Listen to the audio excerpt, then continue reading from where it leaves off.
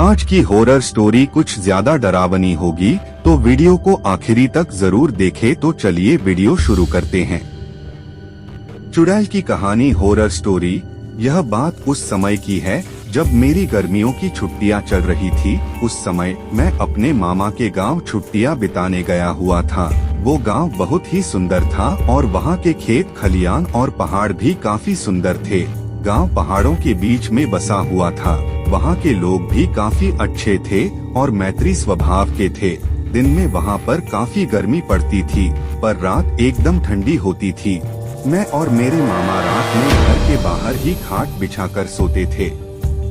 एक बार मैं देर रात तक अपनी मामी जी से बातें कर रहा था।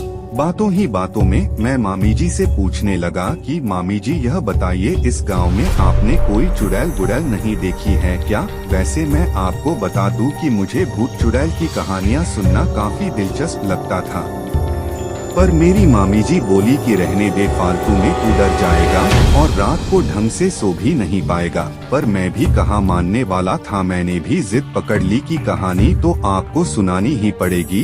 मेरी जिद के आगे वो भी नतमस्तक थी। उन्होंने कहा कि इस गांव में बहुत सी चुड़ैलें रहती है, पर किसी को दिखती नहीं है। मैं बीच में ही बोल पड़ा कि जब किसी को वो दिखती नहीं है तो फिर कैसे पता कि वो यहाँ रहती है? मामी जी बोली कि हाँ, किसी ने उन्हें देखा तो नहीं है, पर फिर भी कुछ लोगों ने उन्हें महसूस किया जरूर है। मैं बोला कि क्या आपने उन्हें देखा या महसूस किया है? मामी जी हाँ शायद है। हाँ।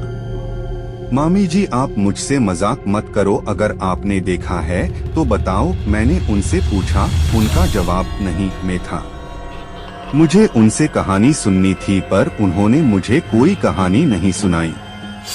मैं बाहर जाकर अपनी खाट पर लेट गया। मामा पहले से ही सो चुके थे।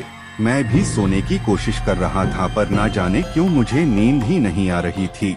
मैं बस उन्हीं सब चीजों के बारे में सोच रहा था कि ना जाने कब मुझे नींद आ गई। मुझे सही से तो नहीं पता, पर शायद आधी रात को मेरी नींद अचानक से किसी के पैरों की आवाज से खुली। उस समय मेरे मामा जी तो सो ही रहे थे। मैं आश्चर्य में था कि इतनी रात को कौन हो सकता है, पर मेरी इतनी हिम्मत नहीं हो रही थी कि मैं खाट से उठकर पीछे देखूं कि कौन चला आ रहा है। उस समय मैं थोड़ा डरा हुआ भी था, क्योंकि उस रात मैं मामी जी से भूत चुड़ैल की बातें कर रहा था। मैंने सोचा कि चुपचाप होकर देखता हूँ कि कौन है। धीरे धीरे वो आवाज बढ़ती जा रही थी। वो जो कोई भी था धीरे धीरे मेरे पास आ रहा था। मैंने देखा कि एक बूढ़ी सी महिला थी जिसने काले रंग की साड़ी पहन रखी थी और वो झुककर चल रही थी।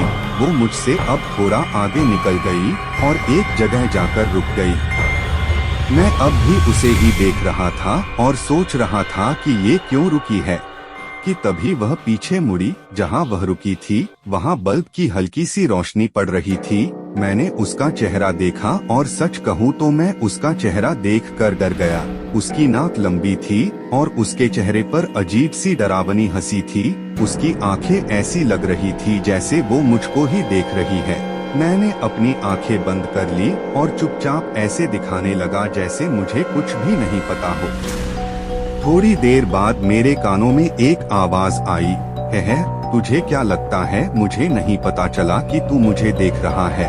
मैं एकदम से नींद से उठा। सुबह होने में अभी भी कुछ समय बाकी था। मैं बोला, भगवान का लाख लाख धन्यवाद है कि यह एक सपना था। दोपहर के समय गांव के ही एक घर में लोगों का जमावड़ा भीड़ लगा था। सब लोग चिल्ला रहे थे कि इस पर चुड़ैल आई है। मैं भी उनकी ही भीड़ में खड़ा था। सामने एक महिला पागलों की तरह हरकतें कर रही थी। सब लोग बोल रहे थे कि इस पे चुड़ैल का साया है। कोई कह रहा था कि रात को यह बाहर पेशाब करने गई, फिर लौटी ही नहीं। सुबह यह गांव के आखिर में उगे बरगद के पेड़ पर बैठी थी और कुछ गांव वाले इसे वहां से लेकर आए हैं। वो सबको देखकर हंस रही थी। एक समय ऐसा भी आया जब उसने मेरी तरफ देखा और हंसते हुए बोली कि तुझे क्या लगता है मुझे नहीं पता चला कि तू मुझे देख रहा है? मैं समझ गया था कि मैंने जो रात में देखा था वो मेरा सपना नहीं बल्कि हकीकत थी। मैं बहुत डर गया और वहां से भाग गया। अगले ही दिन मैंने मेरे मामाजी से बोला कि मुझे मेरे घर छोड़ दो। मुझे नहीं पता कि वो महिला चुड़ैल कौन थी और वो मुझे क्यों दिखी। वो मुझसे क्या चाहती थी। मुझे नहीं पता उस गांव की महिला के साथ उसने क्या किया। पर अब भी मैं उस रात के बारे में सोचता हूँ तो डर जाता हूँ। सो आई होप गाइस आपको यह हॉरर स्टोरी अच्छी लगी होगी।